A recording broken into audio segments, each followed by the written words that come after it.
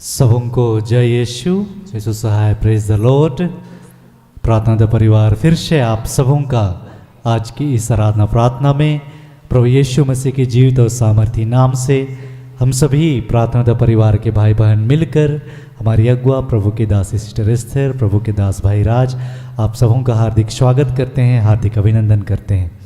आशा है कि आप सबों पर ईश्वर की अनुग्रह, ईश्वर की कृपा, ईश्वर का प्रेम बना हुआ है और आप निरंतर प्रभु की आज्ञाओं, उसकी शिक्षाओं के अनुसार जीवन जीने का प्रयत्न कर रहे हैं।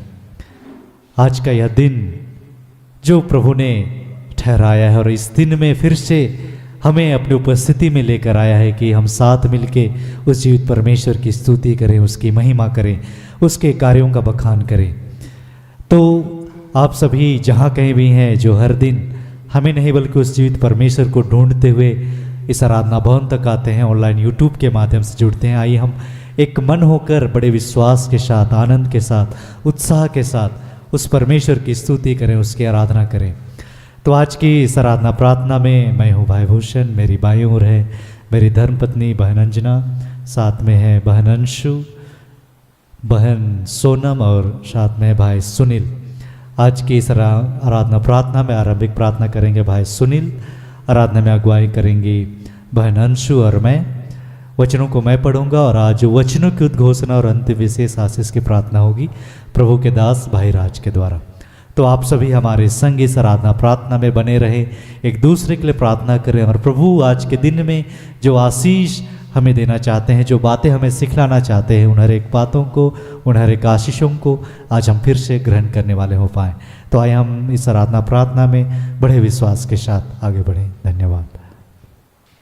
आइए हम प्रभु का धन्यवाद करेंगे कि उन्होंने हमें यह सुंदर जीवन दिया है।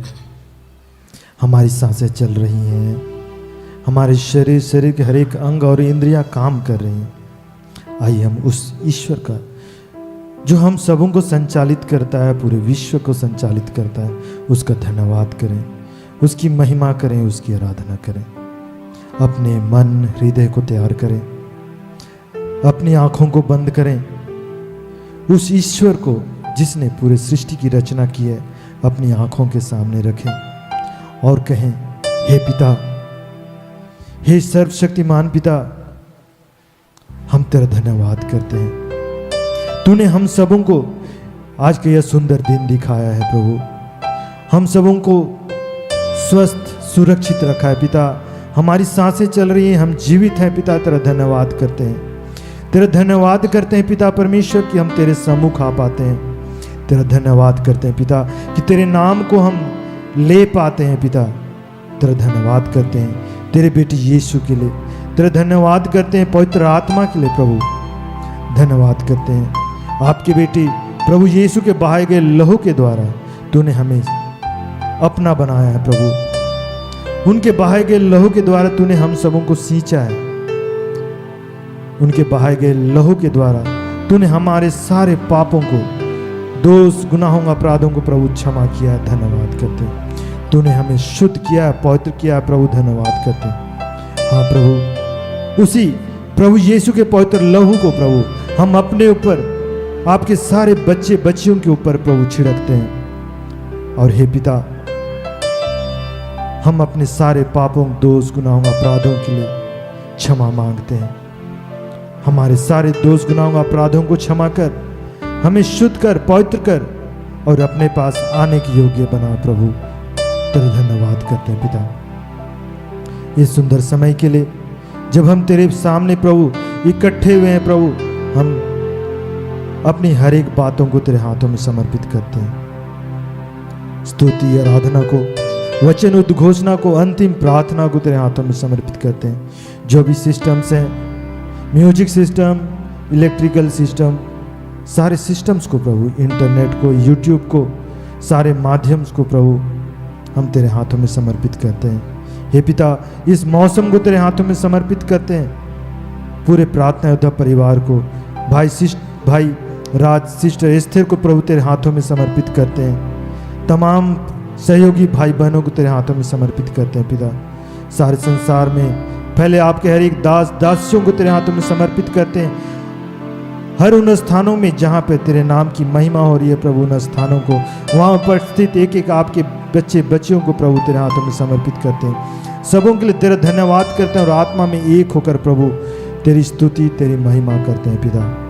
हे प्रभु, हम सबों को अपनी आत्मा से भरिए, अपने आत्मा के फलों वरदानों से भरिए पिता, और होने दीजिए प्रभु कि हम निरंतर जब तक इस संसार में रहें प्रभु तेरी महिमा करते रहें, तेरा धन्यवाद करते हैं पिता। हे प्रभु, आइए हम सबों के संग आइए पिता, हम अपने हर एक जीवन में, हम अपने दिनचर्या में, अपने एक एक कार्यों में प्रभु तुझे आमंत्रित करते हैं। हम अपनी स्तुति आराधना में, आज की वचन उद्घोषणा में, अंतिम प्रार्थना में तुझे आमंत्रित करते हैं। आइए प्रभु, हम सबों को अपनी उपस्थिति से भर दीजिए, अपने प्रेम, अपने आनंद, अपनी शांति से भर दीजिए।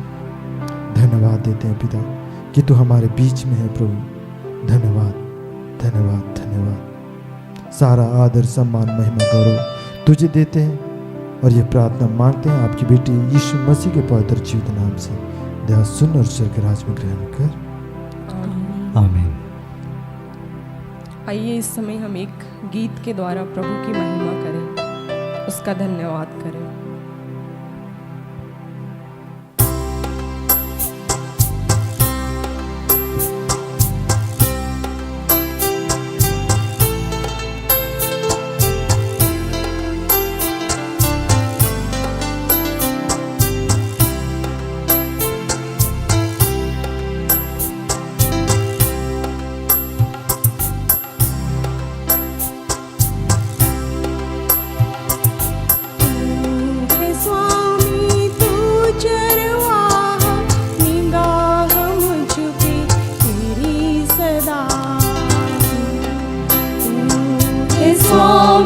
तू चरवा निगाह मुझ पे तेरी सदा। स्वामी तू चरवा निगाह मुझ पे तेरी सदा। तू है स्वामी तू चरवा निगाह मुझ पे तेरी सदा।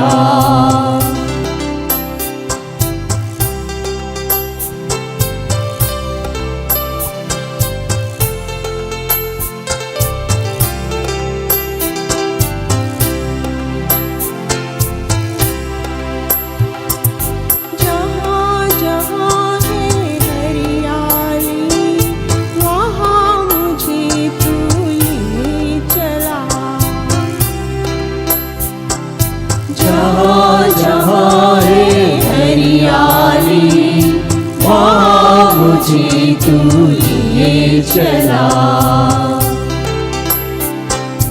जहाँ जहाँ है हरियाली वहाँ मुझे तू लिए चला। जहाँ जहाँ है हरियाली वहाँ मुझे तू लिए चला। स्वामी तू चरवा निगाह मुझ पे तेरी सदा।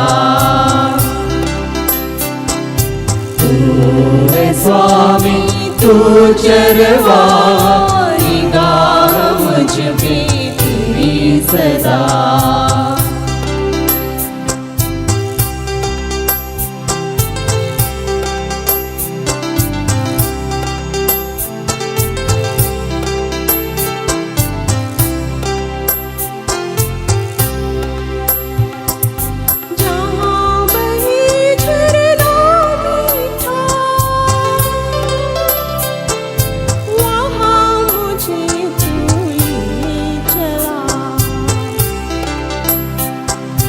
जहाँ बहे झरना मीठा वहाँ मुझे तू लिए चला। जहाँ बहे झरना मीठा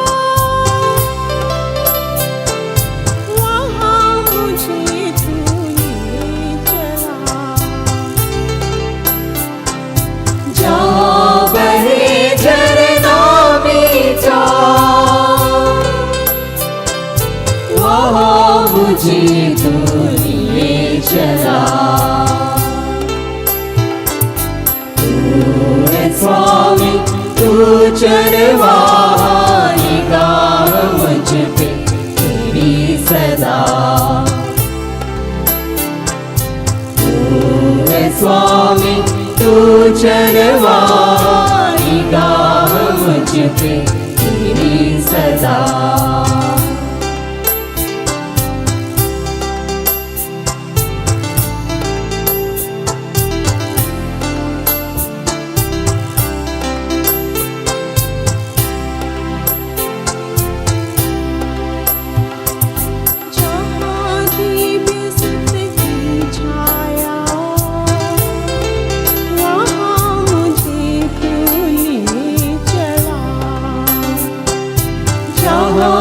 दिव्य सत्य की छाया, वहाँ मुझे तू लिए चला। जहाँ दिव्य सत्य की छाया, वहाँ मुझे तू लिए चला। जहाँ दिव्य सत्य की छाया, वहाँ मुझे तू लिए चला। तू है स्वामी तू चरवाहा, निगाह मुझ पे तेरी सदा। तू है स्वामी तू चरवाहा, निगाह मुझ पे तेरी सदा।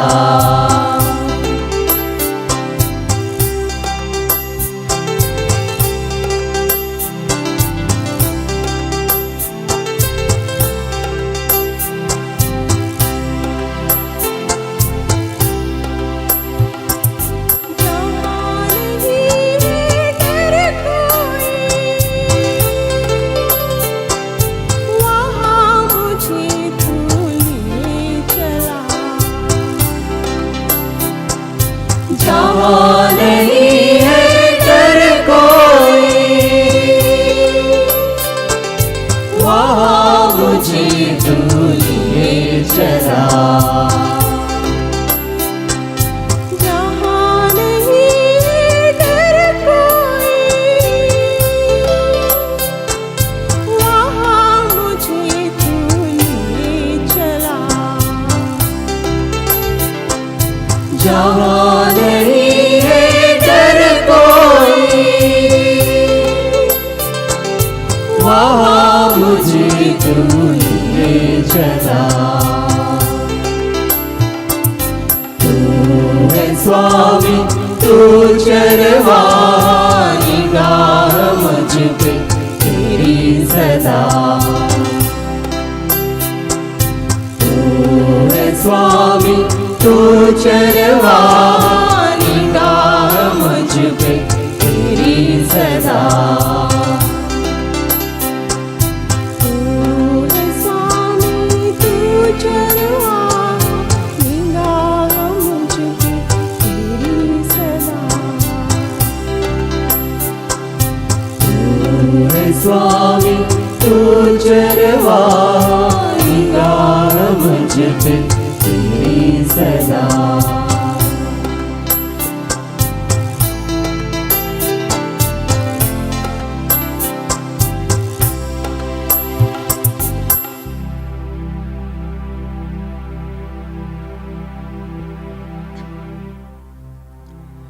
आइए हम प्रभु की महिमा के लिए और एक गीत गाते हैं।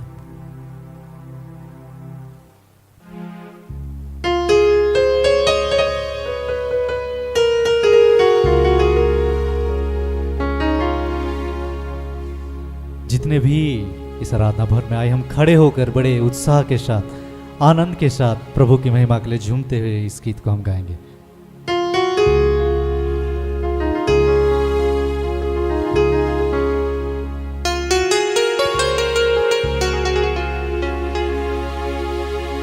सारे मिलकर जय जय गाएं,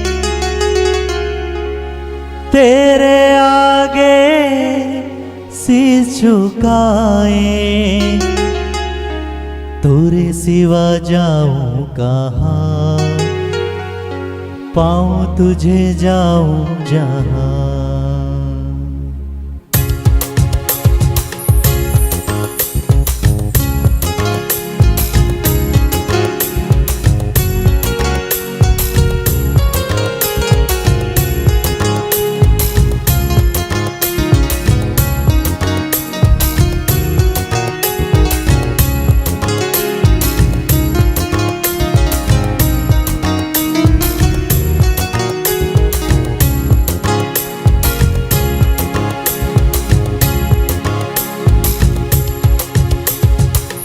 सिवा जाऊं कहाँ, पाऊं तुझे जाऊं जहाँ।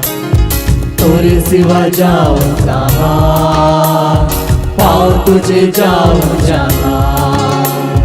तोरे सिवा जाऊं कहाँ, पाऊं तुझे जाऊं जहाँ।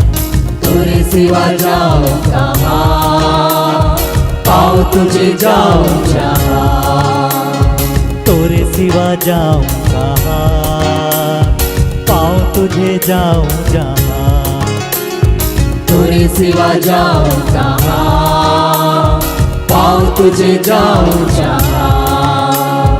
तोरे सिवा जाऊं कहाँ, पाऊं तुझे जाऊं जहाँ। तोरे सिवा जाऊं कहाँ, पाऊं तुझे जाऊं जहाँ। प्रभु मैं था एक ज्ञानी, प्रभु मैं था एक ज्ञानी, अनुग्रह से तेरी महिमा जानी। अनुग्रह से तेरी महिमा जानी। प्रभु मैं था एक ज्ञानी, प्रभु मैं था एक ज्ञानी, अनुग्रह से तेरी महिमा जानी। अनुग्रह से तेरी महिमा जानी। भेड़ों में तू है गड़िया, आत्मा से मुझको चरा। भेड़ों में तू है गड़िया, आत्मा से मुझको चरा। भेड़ों में तू है गड़िया, आत्मा से मुझको चरा। भेड़ों में तू है गड़िया, आत्मा से मुझको चरा। तोरे सिवा, तोरे सिवा जाऊं कहाँ, जाऊं। पाऊं तुझे जाऊं जहाँ। तोरे सिवा, तोरे सिवा जाऊं कहाँ, पाऊं तुझे जाऊं जहाँ। पाऊं तुझे जाऊं जहाँ।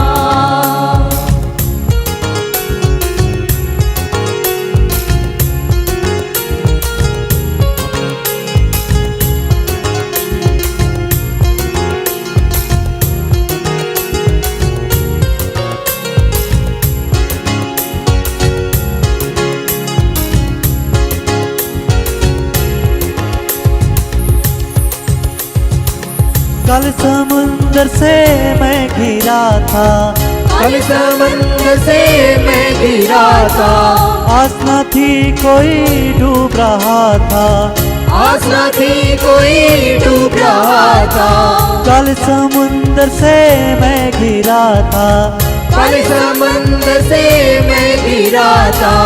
आस न थी कोई डूब रहा था। आस न थी कोई डूब रहा था। आके यीशु तूने बचाया, जीवन का मार्ग दिखाया। आके यीशु तूने बचाया, जीवन का मार्ग दिखाया। आके यीशु तूने बचाया, जीवन का मार्ग दिखाया। आके यीशु तूने बचाया, जीवन का मार्ग दिखाया। तोरे सिवा, तोरे सिवा जाऊं कहाँ, पाऊं तुझे, पाऊं तुझे जाऊं जहाँ। तोरे सिवा, तोरे सिवा जाऊं कहाँ, पाऊं तुझे जाऊं जहाँ।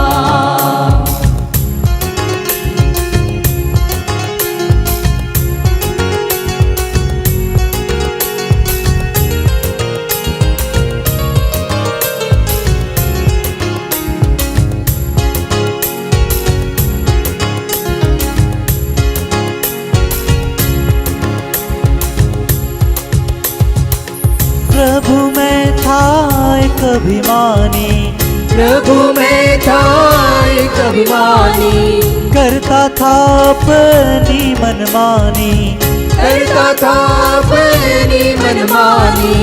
प्रभु में था एक अभिमानी, प्रभु में था एक अभिमानी, करता था अपनी मनमानी, करता था अपनी मनमानी। पत्थर सा दिल पिघलाया, सच्चा प्रेम करना सिखाया, पत्थर सा दिल पिघलाया, सच्चा प्रेम करना सिखाया।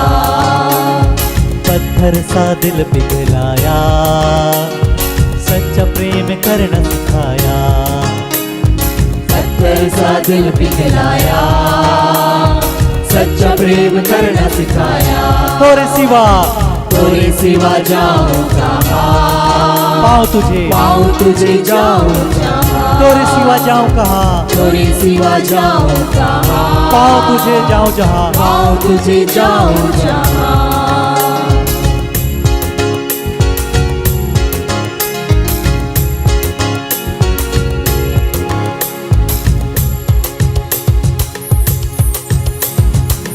मोरे जीवन के तुम स्वामी, तुमको अर्पण प्राणात्मा भी। तोरे जैसा कौन है प्रेमी, ना मिलेगा तुमसा कोई। भेड़ू में तू है गरड़िया, आत्मा से मुझको चरा। भेड़ू में तू है गरड़िया, आत्मा से मुझको चरा। तोरे सिवा जाऊं कहाँ, पाऊं तुझे जाऊं जहाँ। तोरे सिवा जाऊं कहाँ, पाऊं तुझे जाऊं जहाँ। तोरे सिवा, तोरे सिवा जाऊं कहाँ, पाऊं तुझे जाऊं जहाँ। तोरे सिवा, तोरे सिवा जाऊं कहाँ, पाऊं तुझे जाऊं जहाँ। सारे मिलकर जय जय गाएं, सारे मिलकर जय जय गाएं। तेरे आगे शीश झुकाएं, तेरे आगे सिर झुकाएं। सारे मिलकर जय जय गाएं, सारे मिलकर जय जय गाएं। तेरे आगे शीश झुकाएं, तेरे आगे सिर झुकाएं। सर्वशक्तिमान है तू, ना कोई तुझसा प्रभु। सर्वशक्तिमान है तू, ना कोई तुझसा प्रभु। सर्वशक्तिमान है तू, ना कोई तुझसा प्रभु। सर्वशक्तिमान है तू, ना कोई तुझसा प्रभु। तोरे सिवा, तोरे सिवा जाऊं कहाँ, पाऊं तुझे, पाऊं तुझे जाऊं जहाँ। तोरे सिवा, तोरे सिवा जाऊं कहाँ, पाऊं तुझे जाऊं जहाँ। तोरे सिवा, तोरे सिवा जाऊं कहाँ, पाऊं तुझे जाऊं जहाँ। तोरे सिवा जाऊं कहाँ, पाऊं तुझे जाऊं जहाँ। पाऊं तुझे जाऊं जहाँ, पाऊं तुझे जाऊं जहाँ। पाऊं तुझे जाऊं जहाँ। पाऊं तुझे जाऊं जहाँ।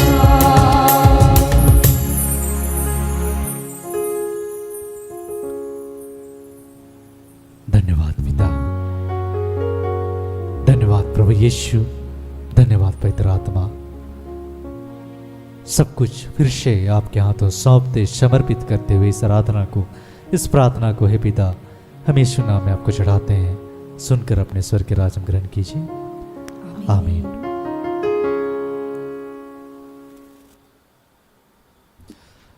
आइए हम आज के लिए ठहराए गए वचन को सुने, जिसे प्रभु ने हमें अपनी बेटी, अपनी दासी, हमारी अगुआ सिस्टर एस्तर के माध्यम से हमें दिया है। जिस वचन पर आज हम मनन करने वाले हैं, पहला वचन है स्तोत्र ग्रंथ, जिसे भजन संहिता भी कहते हैं, अध्याय 23 वचन संख्या 1। वचन ऐसा कहता है, प्रभु मेरा चरवाहा है, मुझे किसी बात की कमी नहीं। और दूसरा वचन है यशायाह नबी के ग्रंथ से अध्याय 54 वचन संख्या 3। वचन कहता है, क्योंकि तू दाएं और बाएं फैलेगी, तेरा वंश राष्ट्रों को अपने अधीन करेगा और तेरी संतति उजाड़ नगरों में बस जाएगी। यहाँ तक यह प्रभु की वाणी है। ईश्वर को धन्यवाद।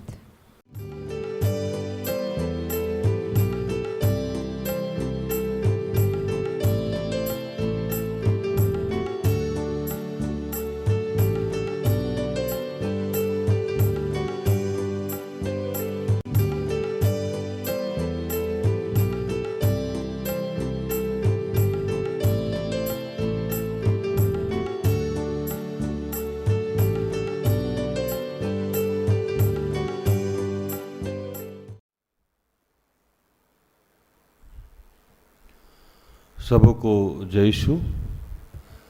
यीशु सहाय। आइए अपनी आंखें बंद करें, हम प्रार्थना करें।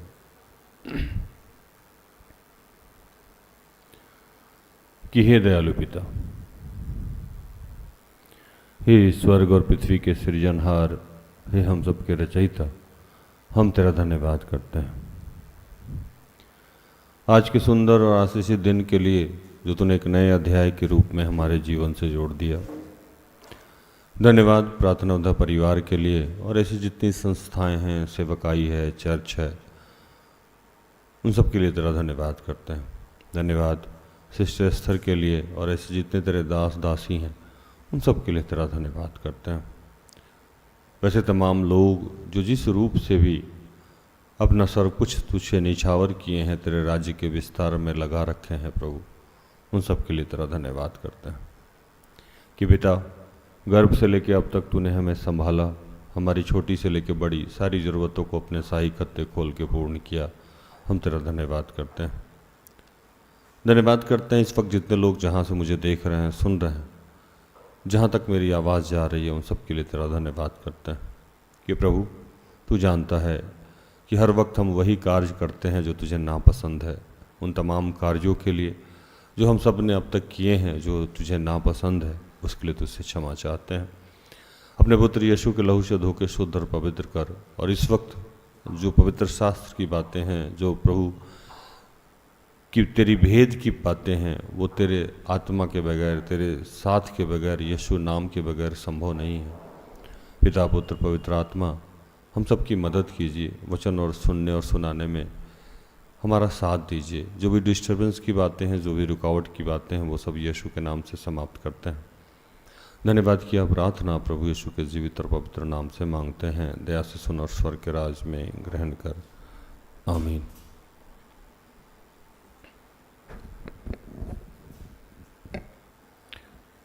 आज जो वचन मिला हम लोगों को, वो है, पहला वचन है यशायाह 23:1।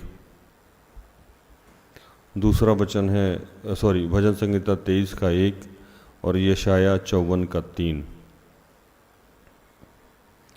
यहोवा मेरा चरवाहा है, मुझे कुछ घटी ना होगी,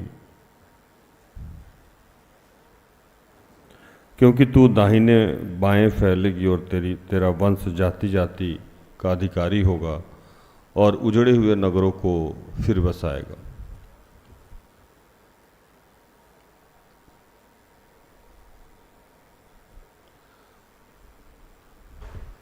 तकरीबन जितने लोग आज इस प्रोग्राम को देख रहे हैं, सुन रहे हैं, उन सब के जीवन में एक समस्या प्रभु का आत्मा तो बता रहा कि वो कहीं ना कहीं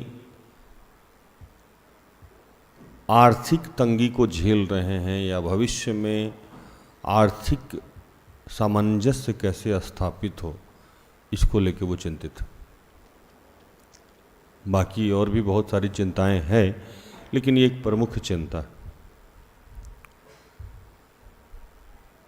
मुझे लगता है कि गरीबी से बड़ा कोई गुनाह नहीं होता।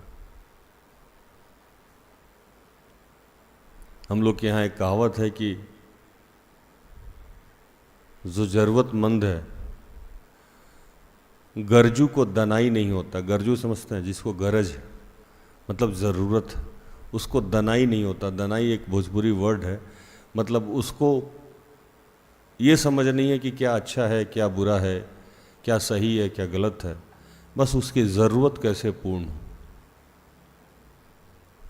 जब 4 दिन से कोई भूखा हो प्यासा हो और उसको जाके आप धर्म की बातें सिखाइए, ज्ञान की बातें समझाइए, नीति समझाइए, अच्छे बुरे का ज्ञान दीजिए, तो उसे ये बात समझ में नहीं आएगी। उसको ये समझ में आएगी कि मेरा भूख कैसे मिट जाए, या मेरे बच्चों का भूख कैसे मिट जाए, या मेरी ज़रूरत है वो कैसे पूर्ण हो जाए। जब हम लोग किराए के घर में रहते हैं और 2000-4000 रुपया मंथली किराया है और हम दे नहीं पाते हैं, और मकान मालिक जब हमसे किराया मांगने आता है, तो उस समय हमको ये ज्ञान नहीं होता है कि क्या सही है क्या गलत है, सिर्फ ये किराया कहाँ से भर दिया जाए ये समझ में आता है। बाइक चलाते वक्त तेल ख़त्म हो जाए और पॉकेट में पैसा ना हो, तो उस समय सिर्फ ये ध्यान आता है कि 50 या 100 रुपया कहाँ से आ जाता कि तेल भरवा लेते। क्या बोल, वहाँ कोई एथिक्स नहीं, कोई नियम कानून नहीं, कोई धर्म नहीं, कोई ज्ञान नहीं। इसको कहते हैं गरज। और इसीलिए मैंने कहा कि गरजू को कभी दनाई नहीं होता है, उससे अच्छे बुरे का ज्ञान नहीं होता है। और तकरीबन हम लोग जितने लोग जुड़े हुए हैं आज, उन सब के बारे में प्रभु का ये आत्मा बता रहा है कि कहीं ना कहीं आर्थिक तंगी, आर्थिक स्थिति बहुत अच्छी नहीं। और जिसको ये वचन दिया गया है, मतलब मुझे जो वचन बताने के लिए दिया गया है, मैं तो हमेशा ही पैसे को तंगी में रहा हूँ। मतलब वो चाहे बचपन, जैसे मैं कहता हूँ कि कब मैं बच्चा था, कब मैं किशोरी अवस्था में गया, कब मैं जवान हो गया और कब मैं बूढ़ा होने लगा, पता ही नहीं लगा। गरीब के बच्चे का कोई बचपन नहीं होता।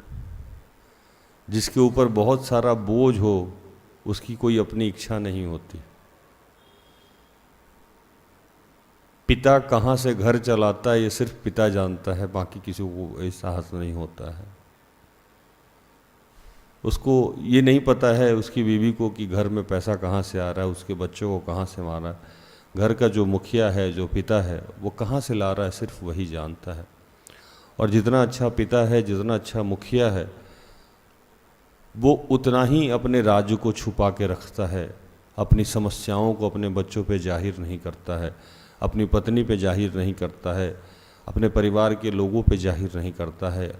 यहाँ तक कि अब तो हमारे माँ बाप भी हमारे बच्चे जैसे हो गए हैं।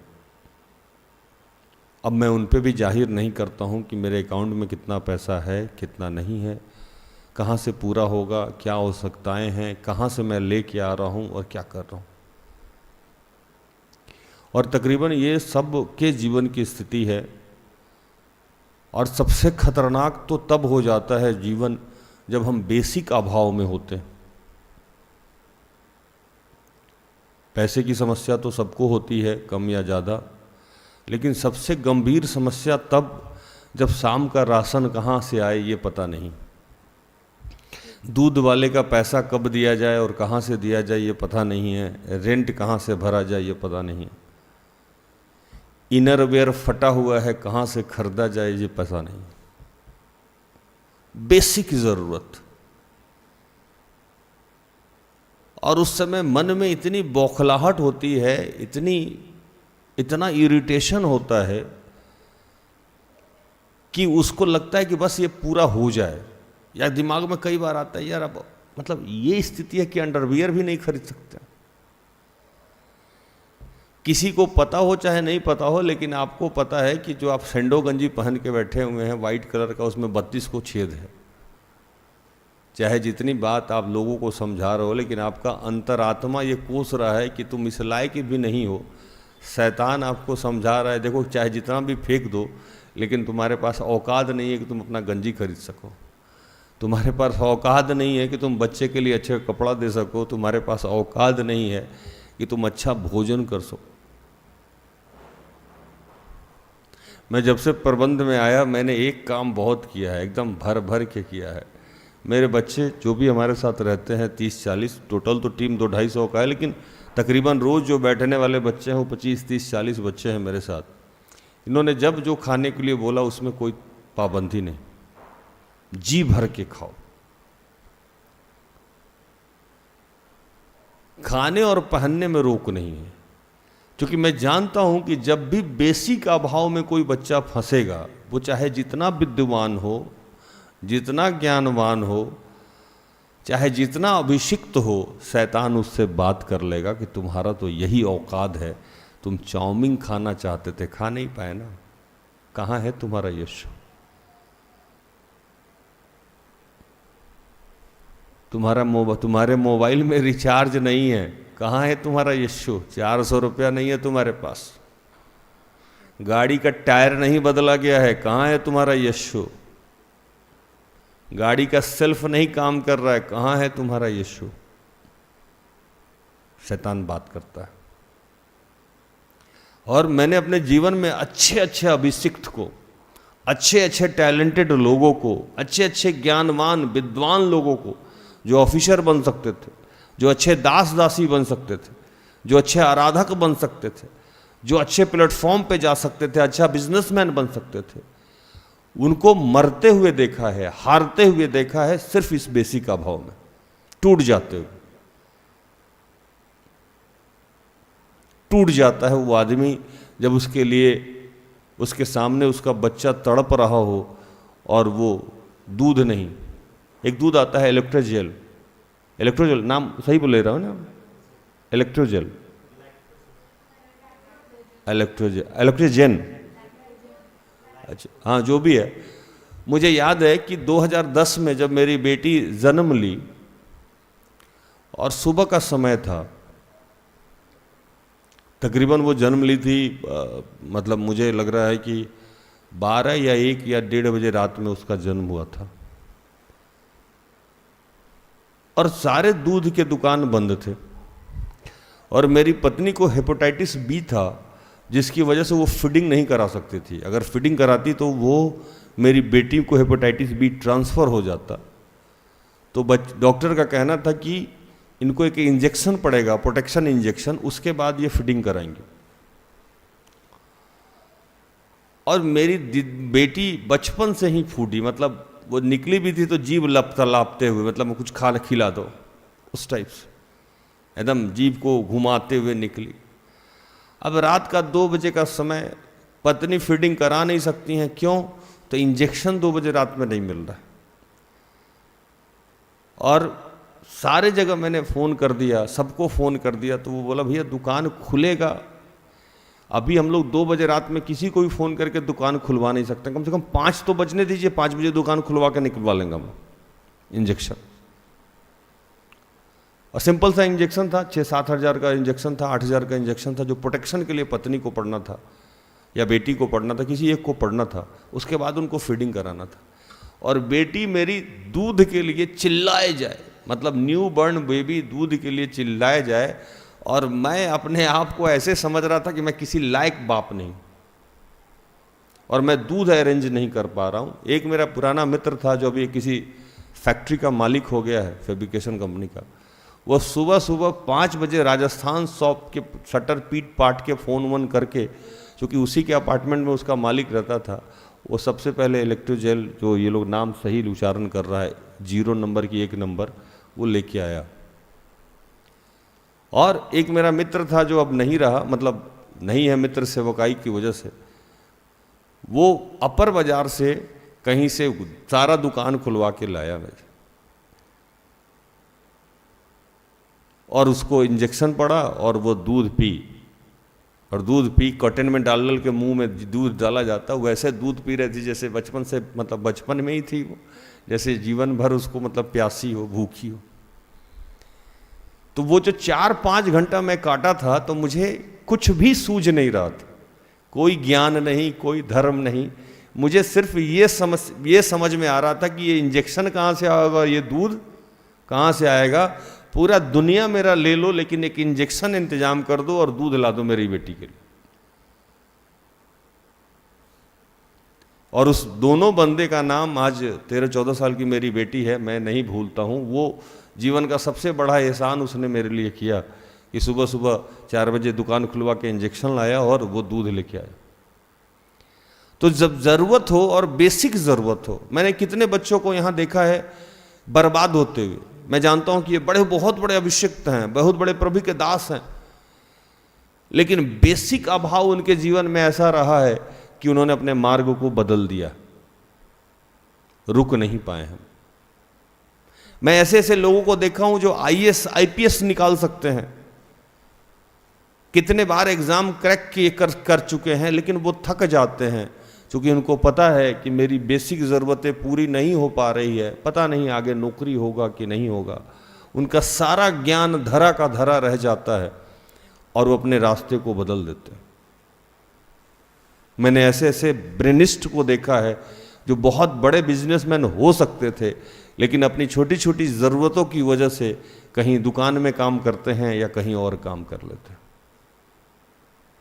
आप लोगों ने भी ऐसे लोगों को देखा होगा, या आप लोगों को लग रहा होगा कि आपके साथ भी ऐसी घटना घट रही। और मैं बताऊं कि इसी चीज को तोड़ के जितने लोग आगे बढ़ गए वही जीवन में आशीषित होते हैं। यही लोगों से टूटता नहीं है, और टूटता इसलिए नहीं है कि उनको ये ध्यान नहीं रहता है कि यहोवा मेरा चरवाहा है, मुझे किसी बात की घटी नहीं होगी। ये शैतान हमारे और आपके दिमाग से निकाल ही देता है कि आपका चरवाहा कौन है?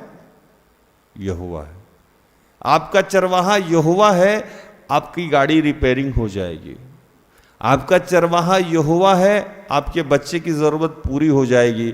आपका चरवाहा यहोवा है, आपके रेंट का इंतजाम वो कर देगा। आपका चरवाहा यहोवा है, ईश्वर है, आपका रिचार्ज हो जाएगा। आपका चरवाहा यहोवा है, आपका इनरवेयर का क्या, आपके लिए सूट का भी इंतजाम हो जाएगा। ये हमारे दिमाग से शैतान निकाल देता है। और प्रभु का आत्मा आज सिर्फ यही कह रहा है कि निरंतर हमें याद रखना है कि यहोवा हमारा चरवाहा है, हमें किसी भी बात की घटी नहीं होगी। मैं जब नया नया विश्वास में आया था तो मुझे ये पढ़ने को मिला, कई बार मैंने इस बात को रखा है पुलपिट पे आप लोगों के सामने। तो ये वचन मुझे बहुत शक्ति देता था, सामर्थ्य देता था, और ये वचन आज भी मेरे जीवन में जीवंत है। क्योंकि बचपन से मैंने जो सबसे ज़्यादा जिस चीज़ से मैं इरिटेट होता था, अब नहीं होता हूँ, बहुत कम। वो पैसा का अभाव, वो गरीबी। तो बचपन से मैं सोचता था कि इतना पैसा कमाऊंगा कि पैसे की अहमियत खत्म हो जाएगी। इसीलिए मैं छोटी छोटी चीज़ जो मुझे चिढ़ाती है उसको मैं बहुत ज़्यादा खरीद देता हूँ। बहुत पर्सनल बात मैं बताऊँ। जैसे इनरवेयर से मैं इरिटेटेड था बचपन में, अंडरवियर से। तो आज के डेट में हम 20-20 अंडरवियर रखते हैं, क्योंकि शैतान हमसे बात नहीं कर पाया। बहुत छोटी सी बात बता रहा हूँ। जूता मेरा पैर काट देता था और फटे हुए जूते से पानी घुस जाता था। तो मैं जब दुकान में घुसता हूं तो सबसे महंगा जूता जो मेरे औकात का अभी है वो लेके मैं आता हूं। मैं उसमें कंप्रोमाइज नहीं कर सकता हूं। मेरे अकाउंट में चाहे 200 रुपया हो, लेकिन मैं जानता हूं कि इस अकाउंट के रुपया से शैतान मुझसे बात नहीं करेगा। लेकिन जूता फटा हुआ जूता है, जो उसमें पानी घुसेगा तो शैतान मुझे बताएगा, देखो लोगों को ज्ञान देते हो, अपना पैर देख लो। मुझे बदन के स्मेल से समस्या है, मैं दिन भर डीओ मार के रखता हूं। ये बहुत कम लोग जानता है, मैं बोलते बोलते आज बोल गया कि स्मेल आने से मुझे इरिटेशन होता है और मैं बोल नहीं सकता हूं। सामने कोई बैठा है, बगल में बैठा है, उसके अंडर आर्म से स्मेल आ रहा है, मुंह से स्मेल आ रहा है, बोल नहीं सकते हैं, प्रभु के दास है। तो मैं अपने बदन पे डीओ मार के रहता हूं ताकि दूसरे का स्मेल मुझे नहीं है, क्योंकि मुझे पता है कि उससे शैतान मुझसे बात करता है। आज मैं एक चीज बताता हूं पवित्र आत्मा के सामर्थ्य से, हर आदमी कहीं ना कहीं टूटता है। और जो सबसे बड़ा टूटने का जगह है उसका वो पैसा है। कोई किसी और चीज से टूटे नहीं टूटे, मतलब दिल टूट गया जुड़ जाता है, शादी नहीं हुआ चल देगा, बच्चे नहीं हुए चलता रहेगा, बहुत सारी समस्या अन्य समस्या हमारे जीवन में है।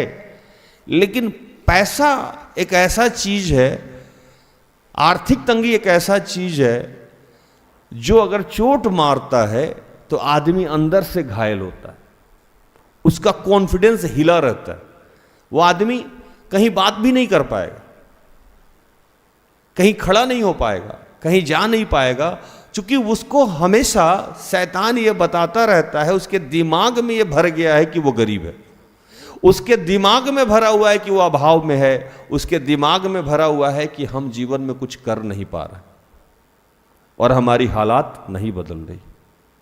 और जिस दिन इस पे आपका विजय प्राप्त हो जाएगा उस दिन आपको कामयाब होने से कोई रोक नहीं सकता है। मैं छोटी छोटी उदाहरण दूंगा फिर मैं आगे बढ़ूंगा।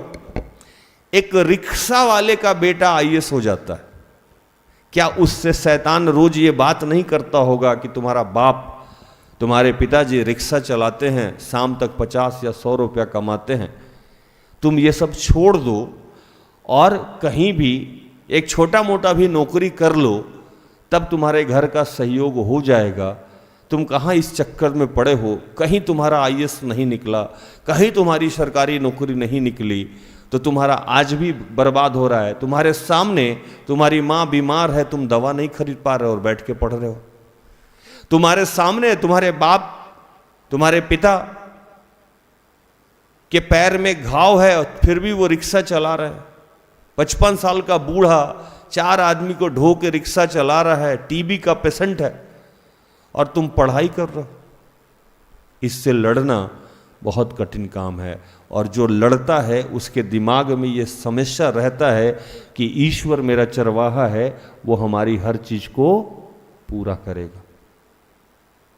जिसने इस चीज को सीख लिया, जिसे मुझे सीखने में बरसों बीत गए, अब मैं इस चीज को सीख लिया हूं प्रभु के सामर्थ्य से। मुझे अब डरा के आप भगा नहीं सकते, मुझे आप हरा नहीं सकते हो पैसे के मामले में। मैं लाखों का करोड़ों का काम करता हूं और मेरे अकाउंट में कोई पैसा नहीं रहता है, लेकिन आप मेरी शकल को देख के, मेरे पहनावों को देख के, या मेरे मीटिंग में बैठ के जो मैं प्रेजेंटेशन देता हूं प्रभु के सामर्थ्य से, उससे आप ये जाहिर नहीं कर सकते हो कि मेरे पास कितना पैसा। जिस दिन आप लोग इस बात को सीख लिए, और ये सीखने के लिए आपको 24 घंटा ये दिमाग में रहना चाहिए कि तू राजाओं का राजा और हम तेरे पुत्र हैं, इस नाते हम युवराज हैं। कौन है? युवराज है। एक जवां सी को मांस के टुकड़े की कमी हो सकती है, पर तेरे अनुयायी, तेरे दास, तेरे पुत्र को कभी किसी भली वस्तु की घटी नहीं होगी। आज से कुछ दिन पहले एक बच्ची से मैं बात कर रहा था फोन पे, मैंने कहा कि विश्वास कैसे काम करता है तुम जानती हो? मैंने उसी दिन बोला था कि किसी दिन प्रचार का ये टॉपिक होगा। पूछी कैसे काम करता है? मैंने कहा कभी मॉल में गई हो? बोली हाँ मॉल में गए हैं। तो आजकल मॉल में, बैंक में और हर जगह एक डोर लगा हुआ था जिसको बोलते हैं सेंसर डोर, जो ऑटोमेटिक खुलता है और ऑटोमेटिक बंद होता है। उस डोर की एक खासियत होती है दोस्तों, अगर इस बात को आज समझ लिए तो जीवन की समस्या समाप्त हो जाएगी। उस डोर के रेंज पे जैसे ही आप पैर रखोगे दरवाजा अपने आप खुल जाता है।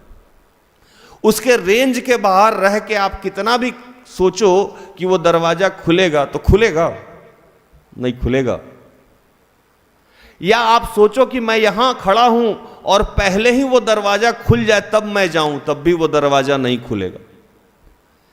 प्रभु का आत्मा, ईश्वर, यहोवा, हमारे पूजनीय पिताजी, ये वैसे ही काम करते हैं। कहते हैं कि बेटा मेरे सेंसर के अंदर आओ, रडार के अंदर आओ और तुम दिखाओ कि तुम्हें यकीन है कि जैसे मैं पैर रखूंगा ये दरवाजा खुल जाएगा। आप विश्वास के साथ जैसे ही पैर रखते हैं कि प्रभु यहोवा मेरा चरवाहा है, मुझे कुछ घटी नहीं होगी, दरवाजा खुल जाएगा। एक स्टेप क्रॉस कीजिएगा, फिर आप देखिएगा कि अंदर एक दरवाजा फिर बंद पड़ा हुआ है, फिर आप सोचिएगा कि ये तो खुल गया। अब दूसरा खुलेगा, दूसरा खुलने के लिए फिर उस दरवाजे के सेंसर के पास आपको जाना होगा, फिर आपको ईश्वर के नाम से खड़ा होना होगा, फिर उसके करीब जाना होगा, और करीब जब जाइएगा तो आपको कुछ करने की जरूरत नहीं होगा, ईश्वर खुद ब खुद मार्ग खोल देता है। इसको कहते हैं ट्रस्ट। हम घर में बैठे, हम बेड पे बैठे, हम अपने बाकी कामों को करते हुए रोते हुए सोचते हैं कि ईश्वर काम करेगा। ईश्वर कभी भी काम नहीं करेगा। ठीक उस दरवाजे की तरह है ईश्वर का काम। जैसे ही आप उसके करीब जाइएगा, जैसे उस सेंसर के रेंज में जाइएगा, जैसे ही ये विश्वास दिखाइएगा कि यहोवा मेरा चरवाहा है, मुझे कुछ घटी नहीं होगी, सच में कुछ घटी नहीं होगी, दरवाजा अपने आप खुलते जाएगा, खुलते जाएगा, खुलते जाएगा। ये मैं अपने जीवन का अनुभव बता रहा हूं। किसी भी काम को करने के लिए मुझे आज तक पहले पैसा नहीं प्रभु प्रबंध कराया। चाहे ये आराधनालय हो, चाहे दुनिया का कोई भी काम हो, प्रभु कहा कि अगर तुझे यकीन है कि यहोवा मेरा चरवाहा है, मुझे कुछ घटी नहीं हो, तो सेंसर के पास आ। जिस दिन मैं इस जमीन को ले रहा था, बात कर रहा था, उस दिन मेरे पास कोई पैसा नहीं था। उस दिन भी मुझे याद है कि कोई मेरी महिला मित्र यहां की सहयोगी हैं, वो अपना फिक्स तोड़ के 50,000 या 60,000 या 1 लाख रुपया फिक्स तोड़ के मुझे दी थी कि भैया ये रख लीजिए। उस दिन भी मेरे पास कोई पैसा नहीं था, लेकिन पता नहीं ये क्या है कि मैं हमेशा सेंसर के पास जाके खड़ा हो जाता हूं, दरवाजा खुल जाता है। वो महिला मित्र, नाम नहीं ले सकता, वो महिला मित्र अपना फिक्स तोड़ के लाई। वो रकम मैं ठीक से नहीं याद कर पा रहा हूं, आज भी मैं पैसा वो नहीं लौटाया हूं, और वो लेके आई, उससे इसका काम शुरू हुआ। ये कितनी अद्भुत बात है। और ये इतना विशाल का है, आराधनालय खड़ा है, और हर पग पे मुझे याद है कि जब मैं पेमेंट देना रहता था तो मुझे अकाउंट में पैसा नहीं रहता था, और मैं सिस्टर एस्तर से बात करता था। कई बार मुझे डर भी लगता था। सिस्टर एस्तर बोलती थी प्रभु बोला है प्रबंध हो जाएगा, उसके पहले प्रबंध हो जाता था। आप लोग सेंसर के बाहर खड़े हैं, आप लोगों को प्रभु के पास आना होगा, और प्रभु प्रमाण नहीं देता है कि मैं काम करूंगा। लोगों को क्या है ना कि प्रभु मेरा ये प्रबंध कर देता तो हम करेंगे, प्रभु मेरा ये काम करा देगा तो करेंगे। अरे प्रभु आपका गुलाम नहीं है कि आपके अनुसार चलेगा, आपको प्रभु के अनुसार चलना होगा।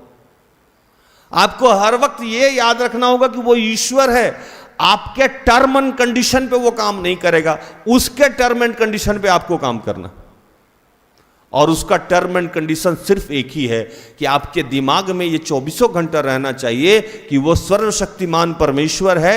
जैसे ही आप उस पर भरोसा कीजिएगा, जैसे ही उस सेंसर के करीब जाइएगा, उसके करीब जाइएगा, ऑटोमेटिक सारे मार्ग खुलते जाएंगे।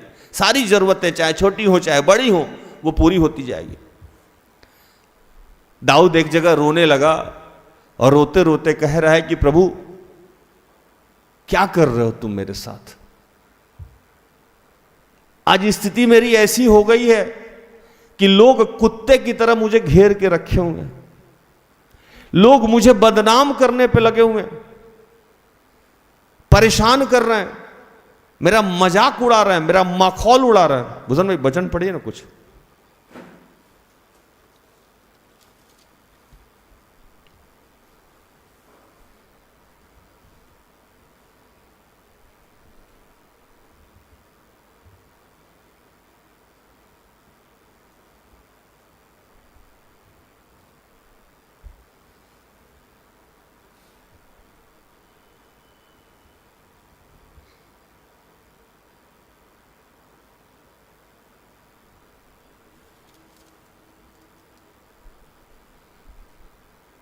सोलह 22 का 16 पढ़िए, 15 और 16। भजन संहिता 22 का 15 16। आपकी भी आज यही स्थिति है जो वचन में पढ़ रहा हूं। जैसे दाऊद बिलख बिलख के रो रहा था प्रभु के सामने, आज कहीं ना कहीं आप रो रहे हैं। पढ़िए। मेरा बल टूट गया, मैं ठीकरा हो गया, और मेरी जीभ मेरे तालू से चिपक गई, और तू मुझे मारकर मिट्टी में मिला देता है, क्योंकि कुत्तों ने मुझे घेर लिया है। कुकर्मियों की मंडली मेरे चारों ओर मुझे घेरे हुए है, वे मेरे हाथ और मेरे पैर छेदते हैं। सब तरफ से निराशा। दाऊद कह रहा है कि सब तरफ से निराशा। आदमी आजकल ऐसा हो गया जैसे कुत्ता हो गया, कहां से नोच खाए, भोंक खाए। गरीब क्या हो गए कि लोग, कोई भी आके चला जाता है, कोई भी सुना देता है, जिसका कोई औकात नहीं है वो भी बोल के चला जाता है। जब स्थिति बुरी होती है तो हाथी पे बैठे हुए आदमी को कुत्ता काट लेता है। जब ईश्वर मदद नहीं करे तो कोई आदमी हाथी पे बैठ के जा रहा, बहुत हाइट पे है, तब भी कुत्ता उछल के काट लेता है। बुरा वक्त, पैसे की जब तंगी आती है, बदहाली आती है, तो जिसको आप कभी जिसका सोचे भी नहीं होंगे कि ये भी मेरे से उल्टा बोल सकता है, वो भी आपको उल्टा सुना के चार को चला जाएगा। और सबसे बुरा तब लगता है जब आपके अपने ही घर वाले, कई बार बीबी कहती है कि औकात नहीं था तो शादी क्यों कर ली। कई बार बच्चे कह बैठते हैं औकात नहीं था तो पैदा क्यों किया। स्कूल फी नहीं दे सकते हो, भोजन नहीं करा सकते हो, वस्त्र नहीं दे सकते हो, तो मुझे पृथ्वी पर लाए ही क्यों। चारों तरफ से अंधेरा ही अंधेरा। दाऊद की भी यही स्थिति था। दाऊद कहने लगा कि लोग अब इस कदर नामधराई मेरी होने लगी है, जगहसाई मेरी होने लगी है कि लोगों को अगर मैं कहता हूं कि ईश्वर पे मैं विश्वास करता हूं तो अब तेरा भी नाम लेके मजाक उड़ाते हैं। आजकल स्थिति हमारी ये हो गई है कि यीशु के नाम से भी ये लोग हमारे, अरे ये विश्वासी हैं, ये धर्मी हैं, ये तो ईश्वर को मानने वाले हैं, और इनके छत से पानी चूता है। ये ईश्वर को मानने वाले हैं, इनके घर में पानी भर जाता है। ये ईश्वर को मानने वाले हैं, इनका पैर टूट जाता है। ये ईश्वर को मानने वाले हैं, इनकी शादी नहीं हो रही है। ये ईश्वर को मानने वाले हैं, इनके बच्चे मर जाते हैं। ये ईश्वर को मानने वाले हैं, इनके कर्ज नहीं जाते। दाऊद की यही स्थिति थी। दाऊद भी बिलक बिलक के यही कह रहा है। पढ़िए वचन 22 का 6-7। परंतु मैं तो कीड़ा हूँ, मनुष्य नहीं। मनुष्यों में मेरी नाम धराई है और लोगों में मेरा अपमान होता है। वे सब जो मुझे देखते हैं मेरा ठट्ठा करते हैं और होंठ बिचकाते हुए यह कहते हुए सिर हिलाते हैं। 8। अपने को यहोवा के वश में कर दे, वही उसको छुड़ाए। वह उसको उबारे, क्योंकि वह उससे प्रसन्न है। दाऊद कह रहा है कि सब लोग मजाक उड़ाते हैं कि अपने को ईश्वर के वश में कर दो, तुमको बचा लेगा। ये स्थिति आज हम सबकी है। ये स्थिति आज हम सबकी है। लेकिन अगर आज आप एक काम करिए कि हर वक्त हर समय इस बात को गांठ बांध लीजिए, जैसे मैंने अपने जीवन में गांठ बांध लिया। जब मैं नया नया विश्वास में था और मेरे घर में लोग इस बात को नहीं जानते थे कि यीशु कौन है, यहोवा किसको कहते हैं, तो इस वचन को जब मैंने अपने घर में चिपकाया पोस्टर बना के, तो मैंने जहाँ जहाँ यहोवा शब्द था उस सब जगह ईश्वर लिख दिया, क्योंकि ईश्वर को तो मेरे घर वाले जानते थे। तो मैंने ऐसे लिख दिया कि ईश्वर मेरा चरवाहा है, मुझे कुछ घटी ना होगी। वो मुझे हरी हरी चराइयों में बैठाता है, वो मुझे सुखदायक जल के झरने के पास ले जाता है। मैंने इस वचन को ठीक ऐसे लिख दिया। अब मैं क्या, मेरा पूरा घर वाला भी पढ़ रहा था कि ईश्वर मेरा चरवाहा है, मुझे कुछ घटी नहीं होगी। आपको जहन में हमेशा एक बात रखना है कि ईश्वर मेरा चरवाहा है। और दाऊद जब रो रहा था तो उसके दिमाग में यह बात आया कि हमारे पूर्वज ने जब ईश्वर पे विश्वास रखा और ये मान लिया कि ईश्वर मेरा चरवाहा है, मुझे किसी भली वस्तु की घटी नहीं होगी, तो उसको आशीष मिला। और ये उसने कह भी दिया। 4 और 5 22 का।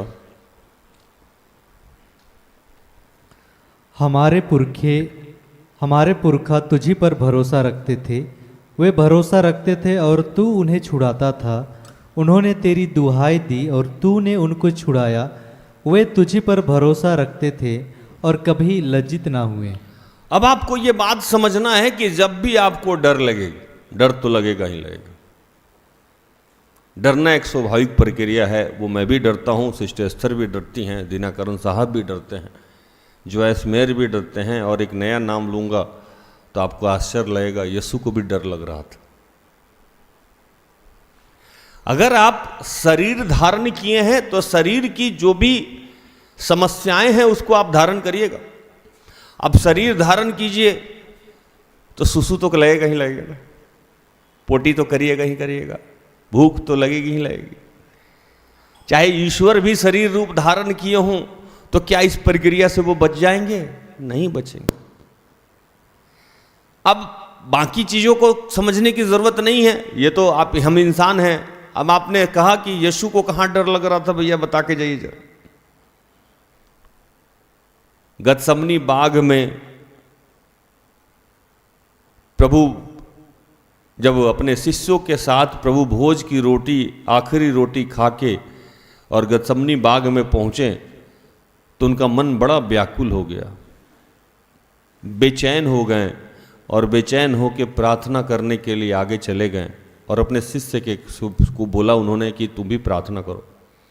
लेकिन ये लोग इतना ना दबा के खाया हुआ था कि नींद आ रही थी, है ना। जब भी कुछ करना हो तो कुछ क्या दबा के मत खाइए, हल्का खाइए, नहीं तो पता लगेगा घुलट जाइएगा। प्रभु के सारे शिष्य इतना अच्छे से दबा के खाए हुए थे कि जग ही नहीं पा रहे थे। लेकिन प्रभु का आत्मा व्याकुल, यीशु का आत्मा व्याकुल। वहां लिखा है, पढ़ लीजिएगा वचन को, वो प्रचार का टॉपिक नहीं है इसलिए वचन नहीं बताएंगे, पढ़िएगा, बहुत पॉपुलर कहानी है। यीशु आगे बढ़ जाते हैं और लिखता है कि ढेला फेंकने भर, मतलब जितने तेजी से वो ढेला फेंक सकते थे, पत्थर फेंक सकते थे, उतनी दूरी पे अपने शिष्यों से अलग होके और व्याकुल होके रोने लगे और कहने लगे कि हे पिता, ये प्याला हमसे टाल दे, फिर भी मेरी नहीं तेरी इच्छा पूर्ण हो। प्याला किसको कह रहे थे? प्याला वो कह रहे थे जो कुछ देर बाद वो पकड़े जाने वाले थे और उनकी जो दुर्दशा हो रही थी, जिसको वो पीने वाले थे, उसको कह रहे थे कि प्रभु ये टाल दे, ये बड़ी कष्ट देगा। और लिखता है वहां कि उनके खून पसीने की तरह बह रहे थे। अंदर से इतने व्याकुल थे यीशु, इतने व्याकुल थे कि आप सोच नहीं सकते। डर कब लगता है? व्याकुल है। व्याकुलता और डर एक सामान्य स्थिति है। जब हम डरे होंगे, व्याकुल हो जाएंगे, परेशान थे कि ये कैसे कटेगा। इसलिए नहीं कि वो शक्तिशाली नहीं थे, इसलिए कि उन्होंने शरीर रूप धारण किया हुआ था। शरीर की अपनी दुर्बलताएं हैं, अपनी अभिलाषाएं हैं, अपनी इच्छाएं हैं, अपनी जरूरतें हैं। उससे आप अनभिज्ञ नहीं हो सकते, उसको आप टाल नहीं सकते। शरीर है तो नींद आएगी, शरीर है तो भूख लगेगी। शरीर के जो जितने क्रियाक्रम है, दिनचर्या है, उसमें आपको जाना ही पड़ेगा। तो डरना एक स्वाभाविक प्रक्रिया है। दाऊद भी डर रहा था, हम सब भी डरते हैं, लेकिन डरते डरते आपको सेंसर पे पैर रखना होगा। हालेलुया। डरते डरते उस सेंसर में पैर रखना होगा और यकीन करना होगा कि जैसे मैं इस दरवाजे के पास जाके खड़ा हो जाऊंगा यीशु के नाम से, यह दरवाजा खुल जाएगा। और यह काम दाऊद भी करते थे।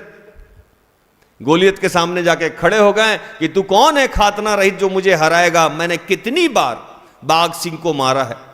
जब आपको डर लगे तो आपके इर्द गिर्द जितने लोग प्रभु के नाम से खड़े हैं उनको याद कर लीजिए। याद कर लीजिए कि सिस्टर एस्थर एक तोरपा से आई हुई महिला है, लड़की हैं, जिनके आगे ना पीछे कोई है, फिर भी वो खड़ी हैं और इतनी बड़ी सेवकाई को चलाती। ऐसे ऐसे हजारों नाम मिल जाएंगे आपको जिनके आगे पीछे कोई नहीं है, जिनका ना संसारिक कोई चरवाहा नहीं है, ना देने वाला है ना लेने वाला है। फिर भी यीशु को जब चरवाहा मान के वो खड़ा हो गया, वो व्यक्ति, वो महिला, तो प्रभु ने उसे विजय दिला दिया। कि चाहे बाइबल में देखिए चाहे सांसारिक रूप में। डर लगे तो इर्द गिर्द के लोगों को देख लीजिए, डर लगे तो संगति कर लीजिए, लेकिन इस बात से भागिए नहीं, दूर नहीं होइए। और दाऊद उसके बाद जब लिखा कि मैंने 26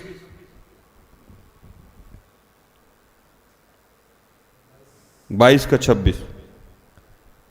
नम्र लोग भोजन करके तृप्त होंगे, जो यहोवा के खोजी हैं वे उसकी स्तुति करेंगे। तुम्हारे प्राण सर्वदा जीवित रहें। हाँ, अगर आप नम्रता के साथ ईश्वर को ढूंढ रहे हैं, ईश्वर के मार्ग में चल रहे हैं, तो आपको कोई समस्या नहीं होगी। दूसरे वचन के पास जाने से पहले एक और बात मैं कह दूं। चरवाहा का मतलब एक होता है। मैं जब भी सिस्टर एस्तर को सुबह सुबह पिक करने जाता हूं तो उनके मोड़ के पहले एक कूड़ादान है, और कूड़ादान में बहुत सारे जानवर खड़े रहते हैं, उनका कोई चरवाहा नहीं रहता। आजकल मैं इस रोड से कभी भी आगे जाता हूँ ऑक्सफोर्ड के, उस गली में मुझे परेशानी होती है कि तरह तरह के मवेशी जानवर खड़े रहते हैं, उनका कोई माई बाप नहीं रहता। वो इधर भटका हुआ, उधर भटका हुआ, उधर भटका हुआ, अपने से अपना चारा ढूंढ रहा है, अपने से अपनी परेशानी कर रहा है। तो चरवाहा मानने का मतलब ये है कि आपको उसके पीछे पीछे चलना हो। चरवाहे को ये पता है कि अच्छी घास कहाँ मिलेगी, पानी कहाँ मिलेगा। आपने कहा कि भैया मैं तो ईश्वर को चरवाहा मानता हूं, लेकिन सारा काम खुद से कर रहे हैं, तो आप चरवाहा नहीं मानते। चरवाहा बोलना और चरवाहा मान के रखना, ये दोनों में बहुत फर्क है। चरवाहा अगर आप ईश्वर को मानते हैं, यहोवा को मानते हैं, तो वो आप उसके पीछे चलेंगे। चाहे थोड़े दिल के लिए आपको सूखा जमीन दिख रहा है, रेगिस्तान दिख रहा है, लेकिन आपको यकीन करना होगा कि जो मेरा चरवाहा है मुझे पानी के पास लेके जाएगा, जो मेरा चरवाहा है वो मुझे भोजन के पास लेके जाएगा। हालेलुया, ये यकीन होना चाहिए। अगर ये यकीन है और आपकी स्थिति चाहे जैसी है, तो दूसरा वचन आपके जीवन में जीवंत हो जा रहा है। कहते हैं दूसरे वचन में,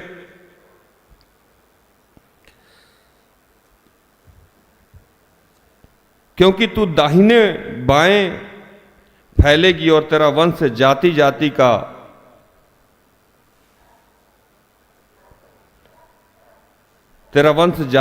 का अधिकारी होगी, और तू जुड़े हुए नगरों को फिर बसाएगा। कह रहे हैं कि अगर ये यकीन है तो ये वचन का आशीष आपको प्राप्त हो जाएगा। आप फिर से स्टेबल हो रहे हैं, फिर से खड़े हो रहे हैं, फिर से जो आपकी चीजें अव्यवस्थित हो गई थी, प्रभु कह रहा है वो सारे चीजों को मैं व्यवस्थित करूंगा। मैं उन सारे चीजों को व्यवस्थित करूंगा।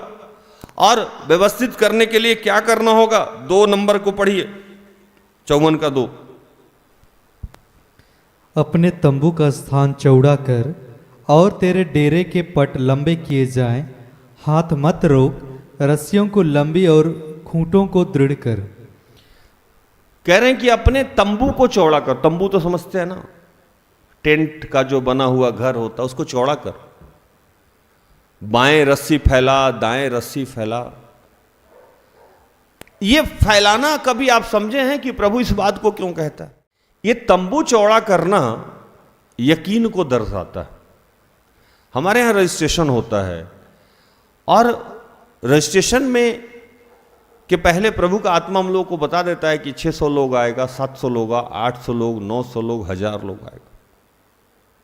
अगर मेरे जहन में ये रहता ही नहीं, हर बार मेरे जितने भी सहयोगी भाई बहन हैं, मैं उनको एक बात बताता हूं कि आपको अपने दर्शन पे खुद पहले विश्वास करना होगा। आप जो बोलते हैं उस पर खुद यकीन करना होगा, सामने वाला बाद में करेगा, पहले आपको यकीन करना होगा।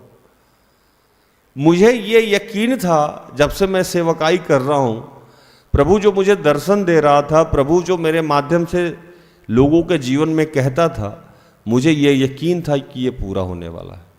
अगर ये मुझे यकीन नहीं होता तो मैं इतना बड़ा हॉल क्यों बनवाता? हालेलुया। मैंने इस प्रार्थना योद्धा के तंबू को बड़ा क्यों किया, चौड़ा क्यों किया? क्योंकि मुझे पता था कि मैं दाहिने फैलूंगा और मैं बाएं फैलूंगा, मैं आगे भी फैलूंगा और मैं पीछे भी फैलूंगा। इसीलिए मैंने इसको चौड़ा और लंबा किया। अगर मुझे खुद ही यकीन नहीं रहता कि यहां लोग आने वाले हैं तो मैं इतना बड़ा आराधनालय क्यों बनाता? हालेलुया। इतने बड़े आराधनालय को मैं नहीं बनाता। मैं इतना सारा पैसा इंतजाम किया प्रभु के सामर्थ्य से, इतना पापड़ बेला नहीं बेलता। जिस समय मुझे यह सेवकाई दिया गया था उस समय महज 50 या 60 लोग आते थे, और जिस समय मैं आराधनालय को बनाना शुरू किया उस समय लॉकडाउन था। एक आदमी से मिलने नहीं जाता था। कोई किसी को छू ले तो लगता था मर जाएंगे। और उस समय प्रभु का आत्मा मुझे बोला कि अपने तंबू को बड़ा करो, दाएं फैलाओ बाएं फैलाओ। क्यों? तो तेरे उजड़े हुए नगर को मैं फिर बसाने जा रहा हूं। तो मुझे याद था कि यहोवा मेरा चरवाहा है, अभी तक किसी भली वस्तु की घटी नहीं हुई है, आगे भी नहीं होगी। तो मैंने अपने प्रार्थना योद्धा के तंबू को चौड़ा किया, दाएं और बाएं फैलाया। मुझे बहुत याद है कि मैं इसी स्टेज पे बैठा हुआ था, खड़ा था और ये पार्ट जहां भूषण भाई बैठे हुए थे, ये पार्ट पहले नहीं था, इतना ही दूर में स्टेज था। मैं यहां खड़ा हुआ, सामने हिल्ला जी और बहुत सारे लोग खड़े थे। मैं कह रहा था ये स्टेज छोटा पड़ जाएगा, मेरे ही बच्चे नहीं आ पाएंगे। लोग बोला स्टेज छोटा पड़ जाएगा। मैंने कहा हाँ, प्रभु का आत्मा मुझे दिखा रहा है कि स्टेज छोटा पड़ जाएगा। प्रभु का आत्मा मुझे दिखा रहा है कि गेट के बाहर लोग खड़े हैं।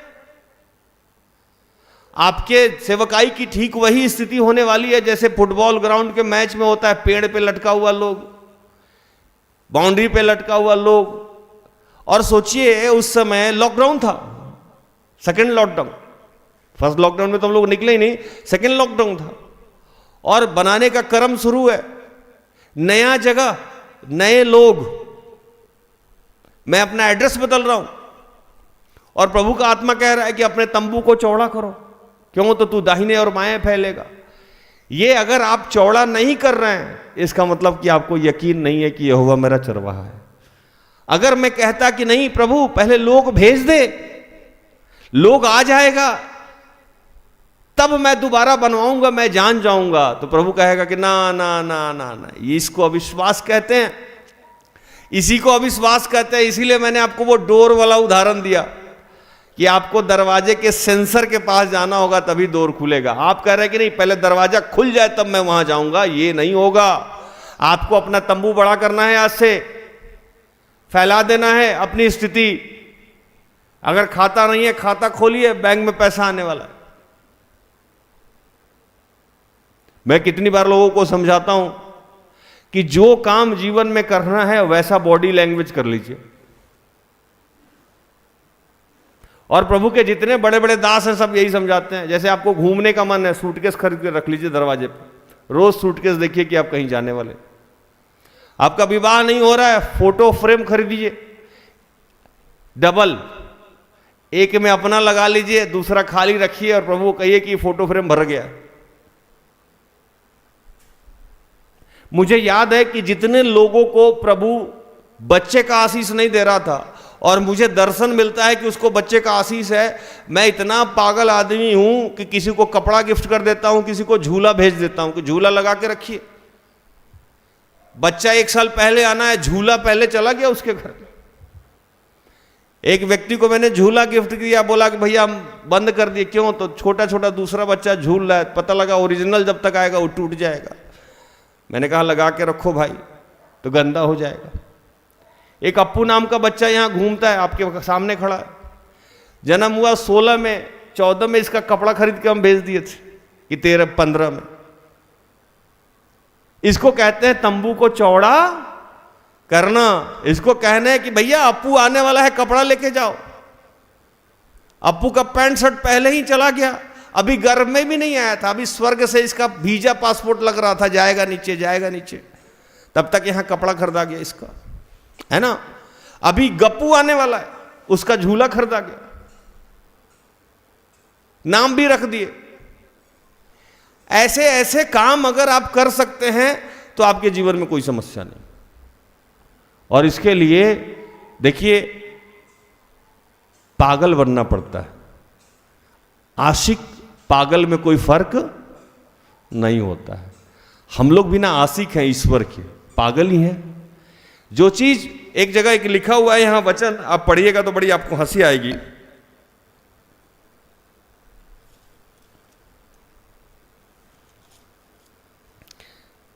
कहता है कि जो चीज मैं तुम्हें बताने जा रहा हूं उस पर तुम यकीन नहीं करोगे। यशाया 53 का 1।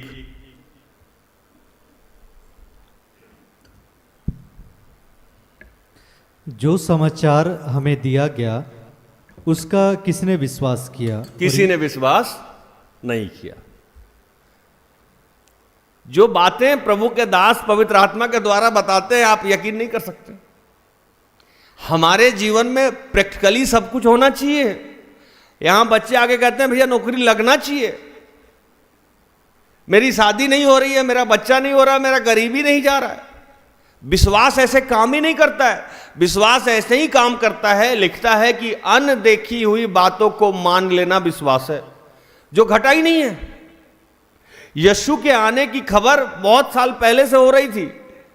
आएगा, उद्धारकर्ता आएगा, आपके रोगों को सह लेगा, आपके लिए मारा कूटा जाएगा। लोग मान ही नहीं रहा था।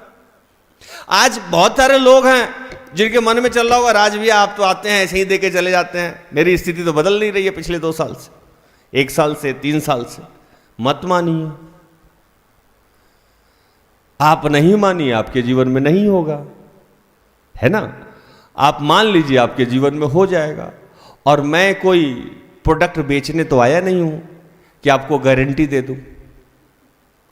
मानना है तो मानिए, मैं फेना ही लेना ऐसा तो नहीं है ना कि मैं बेच रहा हूं सर्फ ले लीजिए, है ना, या मैं टीवी बेच रहा हूं या मैं बेच रहा हूं। मैं प्रभु के वचनों को आपसे साझा कर रहा हूं। और प्रभु का वचन लिखता है एक जगह कि ये ऐसा वचन है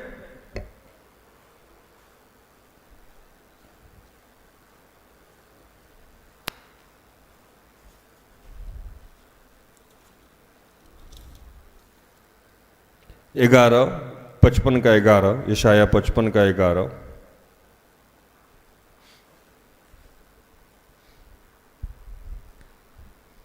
उसी प्रकार से मेरा वचन भी होगा, जो मेरे मुख से निकलता है वह व्यर्थ ठहरकर मेरे पास ना लौटेगा, परंतु जो मेरी इच्छा है उसे वह पूरा करेगा, और जिस काम के लिए मैंने उसको भेजा है उसे वह सफल करेगा। प्रभु का वचन व्यर्थ नहीं है, ये पूरा होता ही होता है। क्योंकि आप कहां चूक रहे हैं आप देख लीजिए। आप दरवाजा पहले खोलना चाहते हैं, दरवाजा पहले खुलेगा नहीं। अमित भाई, दरवाजा पहले नहीं खुलता, सेंसर के पास जाके खड़ा रहना पड़ता है। सेंसर के पास जाके खड़ा रहेगा तो दरवाजे में कभी। इसके बाद जब भी आप लोग मॉल में जाइएगा, जितने लोग मुझे सुन रहे हैं, तो देखिएगा आपको याद आएगा ये वचन वहां कि अच्छा भैया बोले थे जैसे दरवाजे के पास हम आए दरवाजा खुल गया। ये जीवन की सारी समस्याएं हैं, जैसे ही आप ईश्वर के पास जाइएगा आपकी समस्याएं खत्म होने लगेगी। आप चाहते हैं कि समस्या खत्म हो जाए तब हम ईश्वर के पास जाएं। ईश्वर आपके जीवन में कभी काम नहीं करेगा। आपको आज प्रभु कह रहा है कि अपने आप को आशीषित समझिए, अनुग्रहित समझिए, अपने घर को बढ़ाइए, अपनी पेटी को बढ़ाइए, अपने बॉक्स को बढ़ाइए। अगर घर में चावल नहीं है तो बोरा खरीद लीजिए, चावल आने वाला है। आप कुछ और सोच रहे हैं, प्रभु कुछ और सोच रहा है। आपके भी जीवन में आपको लग रहा है मार्ग बंद है, आप उसी दरवाजे पे खड़े हैं जो खोलना चाहते हैं, प्रभु कहीं दूसरा दरवाजा खोलने वाला है।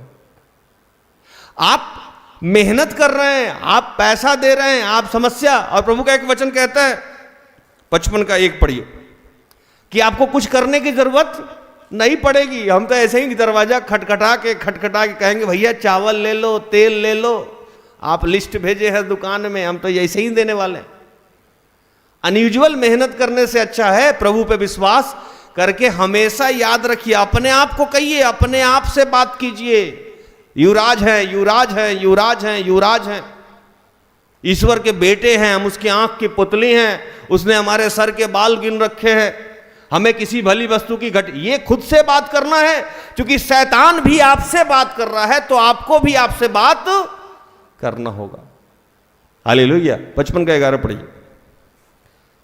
55 का 1। अहो सब प्यासे लोगों, पानी के पास आओ, और जिनके पास रुपया ना हो तुम भी आकर मोल लो और खाओ। दाख मधु और दूध बिन रुपये और बिना दाम ही आकर ले लो। 2। जो भोजन वस्तु नहीं है उसके पास, उसके लिए तुम क्यों रुपया लगाते हो? और जिससे पेट नहीं भरता उसके लिए क्यों परिश्रम करते हो? मेरी ओर मन लगाकर सुनो, तब उत्तम वस्तुएं खाने पाओगे और चिकनी चिकनी वस्तुएं खाकर संतुष्ट हो जाओगे। हालेलुया। कह रहे बिना मतलब का आप काम कर रहे हैं, सब कुछ तो हम यहां फ्री में देते हैं। बिना मतलब का काम करने का मतलब क्या है कि जैसे यूथ क्लास में मैं समझाता था कि लोग कहता है कि मैं अपना बोझ यहोवा पे डाल देता हूं। आप देखे होंगे कि जितने लोग बोझ उठाते हैं, बोझ उठाने का एक प्रक्रिया है कि कोई भी आदमी अगर बोझ उठाएगा वो हल्का झुक जाता है, झुकता है ना। चाहे आप घर में बाल्टी उठाएं यूं हो जाइएगा, है ना, भारी उठाइए सर पे यूं हो जाइएगा। अब कोई आदमी बोझ रख देने के बाद भी यूं चल रहा हो, इसका मतलब वो बोझ उतारा है? नहीं उतारा है। हम लोग कहते जरूर हैं कि हमने अपना बोझ यहोवा को दे दिया, ईश्वर को दे दिया, लेकिन ढो के खुद ही चल रहे हैं टेढ़ा। टेंशन सारा दिमाग पे है, सारा दिमाग पे टेंशन है ना। कहते हैं कि प्रभु मेरा प्रबंध करेगा, लेकिन दिन भर दिमाग लगा रहे हैं कैसे होगा कैसे होगा कैसे होगा, चिंतित हैं, व्याकुल हैं, नींद नहीं आ रही है, घबराहट है। प्रभु कह रहे हैं निश्चिंत हो जाइए, ईश्वर आपका चरवाहा है, आपको किसी भली वस्तु की घटी नहीं होने वाली है। अगर आपको इस बात पे यकीन है तो अपना घर बढ़ाइए, लंबा कीजिए। नया नया जो कपड़ा रखे हुए हैं लोटा पानी में पहनने के लिए, उसको पहनना शुरू कीजिए। फटा पुराना पहन के घूम रहे, इस बात से हमको बड़ा एतराज है। 2 गो 4 गो 5 गो जो बढ़िया बढ़िया कपड़ा है लोगों के पास वो रखता है, आज दिन भर फटा हुआ सिकुड़ा हुआ पहन के घूमता है। कब? तो किसी का लोटा पानी होगा, किसी का सुतबंधन होगा तो वहां पहनेंगे। प्रभु बोला जो है उसको पहन लो ना। अगर यकीन है कि हम तुमको और देने वाले हैं तो उसको क्यों नहीं पहन रहे हो? अगर नहीं यकीन है इसीलिए आप पेटी में रखे हुए हैं। बुझन भाई, इसका मतलब कि आपको यकीन नहीं है। और खासकर महिला बहनें जो हमारी हैं, अगर यकीन है कि यहोवा मेरा चरवाहा है, मुझे भर भर के कपड़ा देगा, तो कपड़ा निकाल के पहनिए। और विशेषकर मैं जाते जाते एक और बात कहूं, समय समाप्त हो गया। घर में फटा हुआ नाइटी पहन के ना घूमे। मैं आजकल जितने घरों में जाता हूं सबका नाइटी एकदम झलझल, वो क्या बोलते हैं है ना, फटा हुआ, फेडेड। पता नहीं क्या समस्या है। अच्छे अच्छे बड़े बड़े लोगों का मैं देख रहा हूं स्लीपिंग सूट फटा हुआ, पुराना, सड़ा हुआ, जैसे वो पोछा लगाने वाला नहीं है, वही पहने जा रहा है, पहने जा रहा है। कपड़ा अच्छा रखे हुआ है बाहर पहन के जाने के लिए। मैं कई बार काउंसलिंग में लोगों को कहता हूं कि आप तैयार किसी और लड़के के लिए हो रहे हैं या किसी और लड़की के लिए हो रहा है। पति आपका घर में है, उसके सामने सड़ा हुआ गंदा कपड़ा पहन के महकता हुआ शरीर लेके जा रहा है, और दूसरे पति और दूसरे लड़के के पास आप तैयार होके जा रहे हैं। ये कौन सा सिस्टम हमको समझ में नहीं आया, है ना। अगर आपको यकीन है कि ईश्वर आपके जीवन को आशीषित करेगा, बैंक में रुपया दबा दबा के रखे हुआ है, दबा दबा के रखे हुआ नमक रोटी खा रहा है, भविष्य में ये रुपया काम देगा, है ना। दबा दबा के रखे हुआ है, फिक्स में, पीएफ में मुर्गा लाता है आधा किलो, 2 गो तुम खाओ, 1 गो तुम खाओ, 1 गो तुम खाओ। जीवन को एकदम त्राहिमाम करके रख दिया है लोग यहां का। चप्पल घसीट घसीट के, टाका मार मार के पहन रहा है, पैसा अकाउंट में रखा हुआ निकाल नहीं रहा। अरे यहोवा मेरा चरवाहा है, कुछ घटी नहीं होगी, ऐश करो भाई। कल के डेट में क्या होगा कौन जानता है, आज जी लो। अगर है पता कि कल ईश्वर पैसा देगा तो आज क्यों नहीं जी रहे हो? इसका मतलब यकीन नहीं है कि कल ईश्वर पैसा देगा, इसका मतलब यकीन नहीं है कल ईश्वर कपड़ा देगा, इसका मतलब यकीन नहीं है कि कल क्या होने वाला है। एकदम बचा बचा के जिए जा रहे हैं, जिए जा रहे हैं, जिए जा रहे हैं, जीवन को खुद ही नर्क बना दिए हैं और लोगों के सामने कहते हैं मेरे पास तो कुछ है ही नहीं, क्या करें। प्रभु बोलता होगा कितना झूठा है ये। बैंक में भर भर के रुपया रखे हुए, फटा हुआ नाइटी, फटा हुआ इनर वियर सब पहन के घूमता है, लोगों के सामने जाके मेरा मखौल उड़ाता है जैसे मैंने इसको आशीषित ही नहीं किया। एक नहीं है तो आप कर रहे हैं। मैं वैसे लोगों को भी कह रहा हूं जिसके पास है वो भविष्य की चिंता में, और भविष्य में आपको मिलना है बस वही 3x6 का जमीन, वो भी आपका परमानेंट नहीं है, 1 साल बाद फिर उस कब्र में दूसरा जाता है और एक ही कपड़ा पहना के आपको लपेट के फेंक देगा सब। तो प्रभु को अगर महिमा देना है और आशीषित जीवन जीना है तो आज में जी लीजिए। जिसके पास पैसा है मैं उसको बताऊं, कष्ट में मत जिए, इससे प्रभु की तौहीनी भी होती है। और ये याद रखना है कि ईश्वर मेरा चरवाहा है, मुझे किसी भली वस्तु की घटी नहीं होगी। ऐश से जिए, टसन से जिए, राजकुमार की तरह जिए, अच्छा खाना खाइए, अच्छा वस्त्र पहनिए। कल क्या होगा ये कौन देख के आया है? सिस्टर एस्तर के मम्मी पापा ने उनके लिए कुछ नहीं रखा था, रानी की तरह जीती हैं। मेरे माँ बाप, मैं बुराई नहीं कर रहा हूं, मेरे माँ बाप ने मुझे आज तक एक धूर जमीन नहीं दिया, कोई बैंक बैलेंस नहीं दिया, कोई फिक्स नहीं, कोई पेंशन नहीं। मैं जी रहा हूं कि नहीं जी रहा हूं? जी रहा हूं कि नहीं जी रहा हूं? आप खुद नहीं जी रहे हैं, बच्चों के लिए पीपीएफ डाले हुए हैं, ठीक से खा नहीं पा रहे हैं, ठीक से सो नहीं पा रहे हैं, ठीक से चैन से जीवन नहीं कल के लिए, और प्रभु को कोस रहे हैं मेरे जीवन में तो अच्छा ही नहीं। प्रभु बोला तुमको करोड़ों दे देंगे फिर तो तुम फिक्स ही कर दोगे, है ना? तुम्हारी तो यही आदत है। जब तुम्हारे पास पैसा नहीं था मैंने नौकरी दिया, अब नौकरी करके तुम दबा दबा के रखे जा रहे हो, और रोज जहां कोई मिलता है बोलते मेरी तो यही स्थिति है। अपने साथ तुम मेरी भी बदनामी कर रहे हो, तो कम से कम प्रभु को भी बदनाम करना बंद कर दीजिए। प्रभु इन सारे वचनों से आप सबको और मुझे भी आशीषित करे, आमीन। आइए हम आखिरी प्रार्थना में जाएंगे।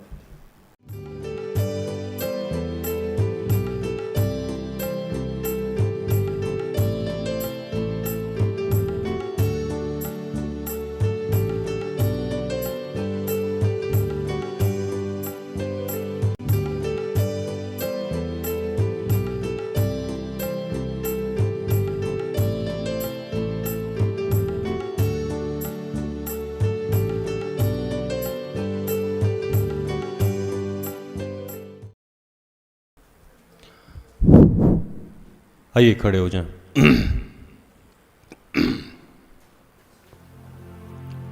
अपनी आंखें बंद कीजिए।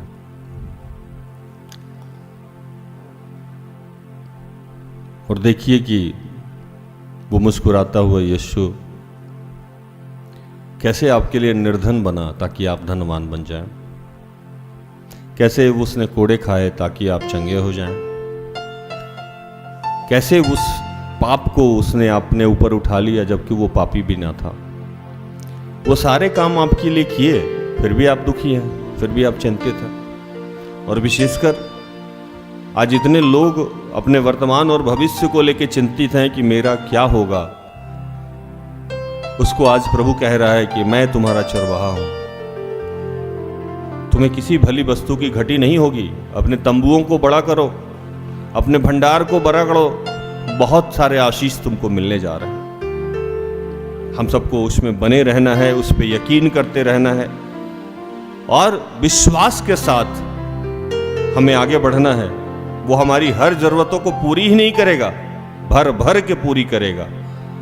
हम तेरा धन्यवाद करते हैं।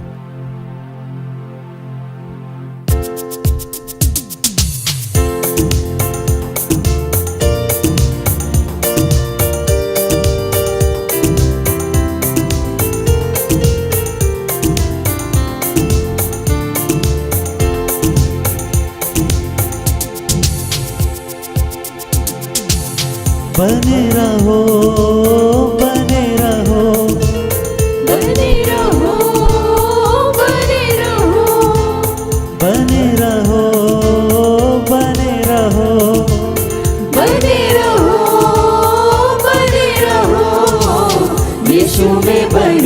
रहो, यीशु में बने रहो, यीशु में बने रहो, यीशु में बने रहो, बने रहो, बने रहो, बने रहो, बने रहो, बने रहो, बने रहो, बने रहो, बने रहो, यीशु में बने रहो, यीशु में बने रहो, यीशु में बने रहो, यीशु में बने रहो।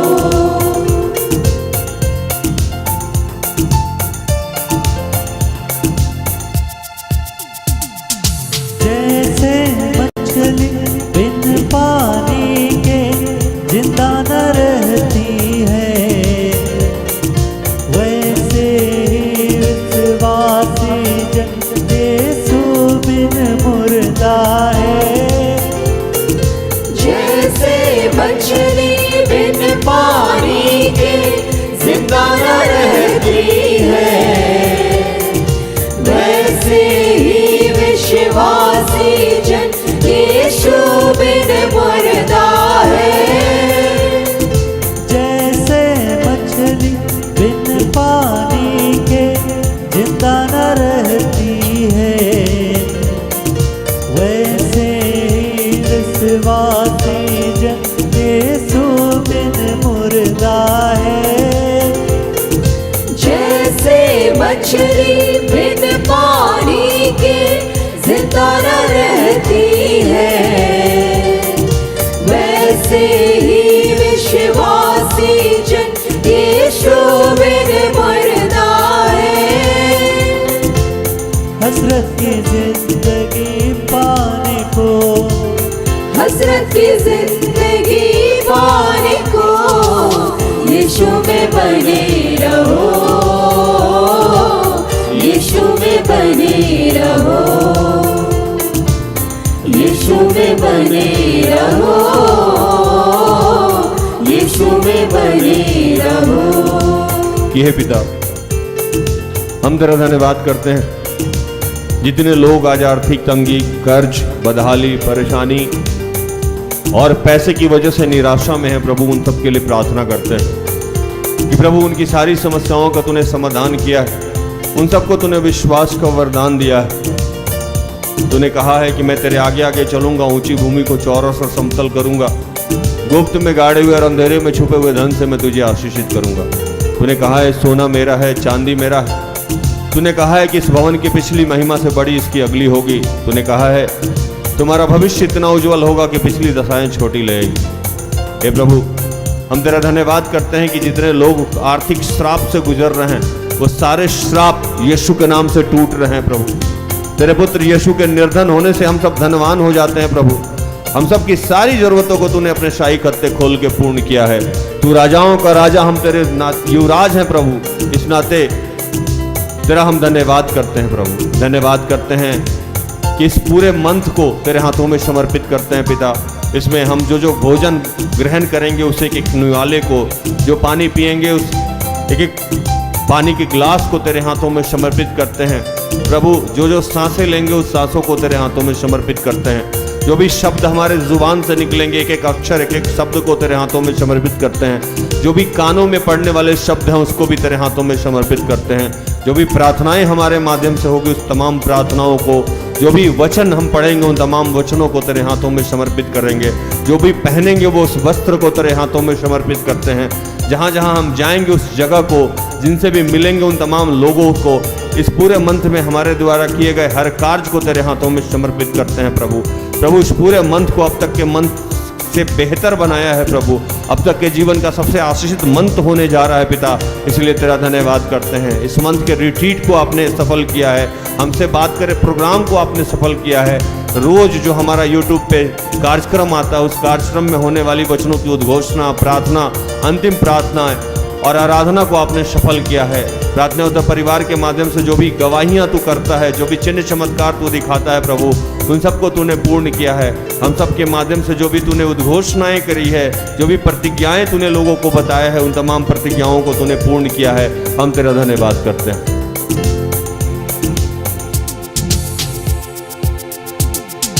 जो डाली सदा फल लाती उसको वो छांटता है, प्यार खुदा जिससे करता है उसको वो डांटता है। जो डाली सदा फल लाती उसको वो छांटता है, प्यार खुदा जिससे करता है उसको वो डांटता है।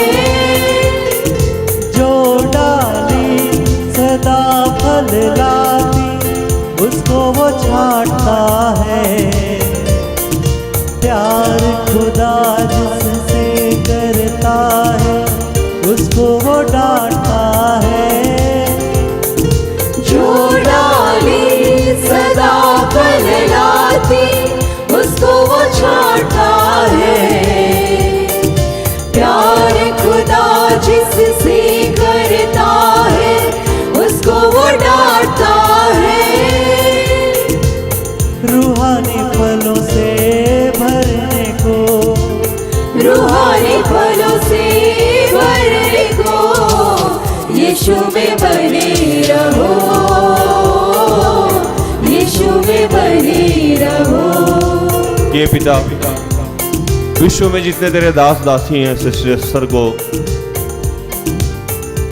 फादर स्वामी अनिल देव जी को, जोएल स्टीन को, जोएस मेयर को, दिनाकरण साहब के पूरे परिवार को, यहाँ हमारे साथ जितने बच्चे काम करते हैं, जिस भी रूप में सहयोग करते हैं, उन तमाम बच्चों को तेरे हाथों में समर्पित करते हैं प्रभु। जितने फादर हैं, प्रिस्ट हैं, पादरी हैं, उनको तेरे हाथों में समर्पित करते हैं। और पिता, इन सब के घुटनों में तेरी शक्ति मांगते हैं, इन सब के हाथों में तेरी शक्ति मांगते हैं, इन सब के जुबान में तेरी शक्ति मांगते हैं प्रभु। और विश्व में जितने तेरे दास हैं, वो कभी भी किसी और के सामने अपने हाथों को ना फैलाएं प्रभु। निरंतर उनकी हाथें तेरी ओर फैले, उनकी निगाहें स्वर्ग की ओर उठे। हमारा परमेश्वर हमारी हर घटी को पूर्ण करता है प्रभु। अपने किसी दास को तू शर्मिंदा नहीं होने देना। तूने कहा है कि जो तुझ पे विश्वास करता है कभी शर्मिंदा नहीं होता। दाऊद लिखते हैं कि मैंने किसी भी विश्वासी और दास को भीख मांगते हुए नहीं देखा है प्रभु। तो मैं तमाम दास को तेरे हाथों में समर्पित करता हूँ। इन सब के लिए अनुग्रह, शांति, आर्थिक आशीष, अभिषेक को मांगता हूँ प्रभु। तूने ऐसा किया है पिता, हम तेरा धन्यवाद करते हैं। सब कुछ आपके हाथों में समर्पित करते हुए इन तमाम प्रार्थना को प्रभु यीशु के जीवित और पवित्र नाम से मांगते हैं। दया से सुन और स्वर्ग के राज में ग्रहण कर, आमीन। तो धन्यवाद प्रभु, आप सबको आशीष दे। आशा करते हैं कि आज के प्रार्थना से, आराधना से, वचनों की उद्घोषणा और अंतिम प्रार्थना से प्रभु ने आप सबको स्पर्श किया होगा। प्रार्थना उद्धव परिवार निरंतर आपका आभारी है कि आप हमारे साथ हैं, हमारा सहयोग करते हैं।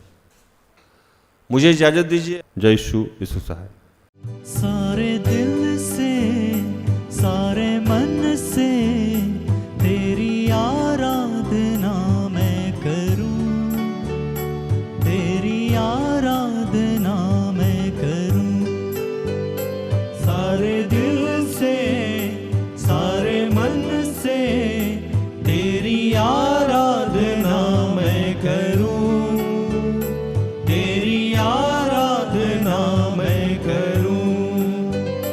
सारे दिल से, सारे मन से तेरी आराधना मैं करूं, तेरी